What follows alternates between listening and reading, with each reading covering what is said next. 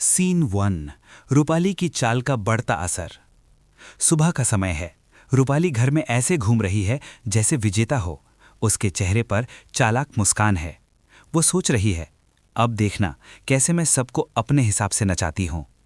Kitchen में वो जानबूझकर बर्तनों का शोर करती है ताकि सभी का ध्यान उसकी तरफ जाए। सुहागन और बाकी महिलाएं उसे घूरती हैं लेकिन कुछ कह नहीं पाती। सीन 2।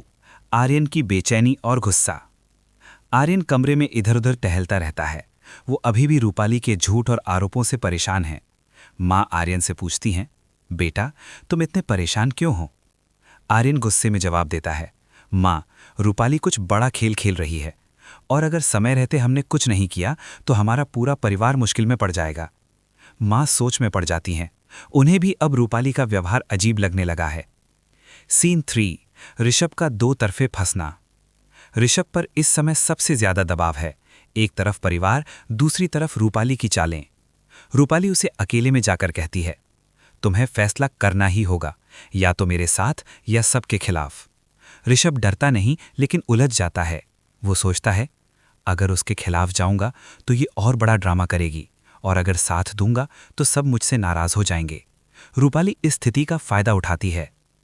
सीन 4। रूपाली की नई साजिश शुरू। दोपहर को रूपाली सबके सामने झोटा रोना शुरू कर देती है।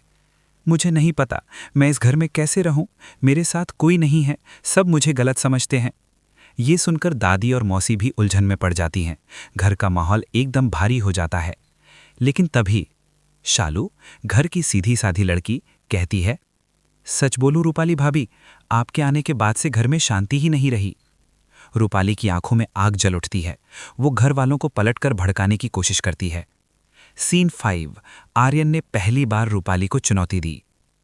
आर्यन सबके सामने आता है और गुस्से से कहता है, बहुत हो गया रूपाली, अब हर चीज तुम्हारे हिसाब से नहीं चलेगी। हम सब तुम्हारी हर चाल समझ रहे हैं। पूरा घर सन्न। रूपाली का चेहरा एक पल को उतर जाता है, पर वो तुरंत अपना अभिनय शुरू कर देती है।